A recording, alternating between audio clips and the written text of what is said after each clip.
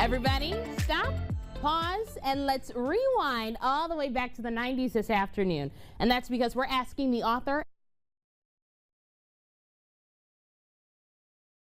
Rewind and play ABC's The Millennial Way. Emma's here with us now. How are you?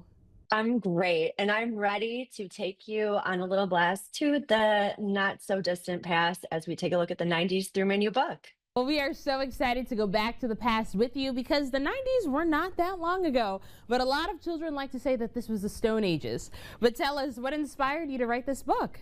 And the reason I really wanted to write this book was because I was noticing, kids these days aren't so much focused on getting back outside and playing. So I wanted to bring her a little bit of perspective about how things were when I was younger, where we didn't have this instant gratification, but we took some time to slow down and played in a bit of a different way, which has been a super fun journey, taking my own daughter and other parents each letter to a little throwback to the past. So it's been a really cool experience and really brings people back, let me tell you. Well, when you read this to your 6-year-old daughter, tell us, what was her response to it all? For the parents, it really created conversations with my daughter.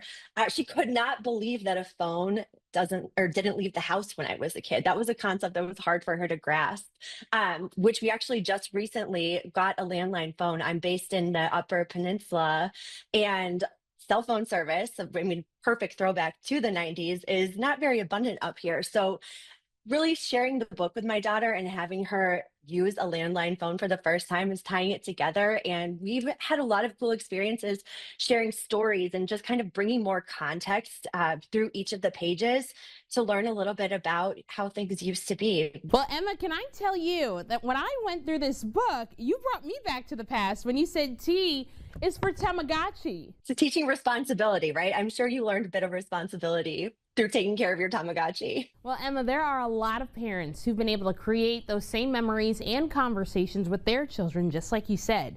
So what have they told you?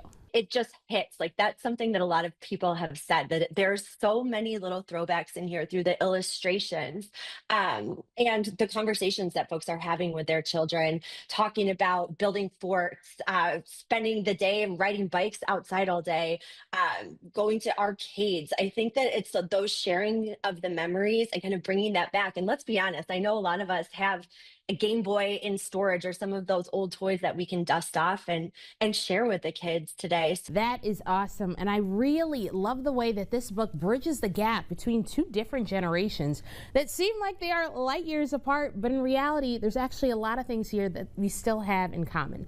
So what else moving forward are you hoping families gain from reading this? I think just really learning a bit about history. When I was a kid, I loved to hear about how my parents grew up and some of their experiences, and it really helped me relate to them. So I think that's one thing I would love to see folks get out of this. I'm also working on another book with my dad being the subject matter expert that will be Rewind and Play the Boomer Way. So another way for grandparents to have the same experience with grandkids and share a little bit about, life drinking out of hoses, or just some of those fun things that we hear some of the boomer age folks talk about. Well, Emma, you certainly did a wonderful job bringing history to life with this. So if people want to get their hands on this book, how can they do so? So it can be purchased anywhere. I'd recommend going to your local bookstore and they can order it. Of course, available on Amazon, Barnes and Noble, but definitely shop local, request it, your local library as well, and enjoy learning a bit about history. Well, if you're interested in picking up Rewind and Play, ABC's The Millennial Way,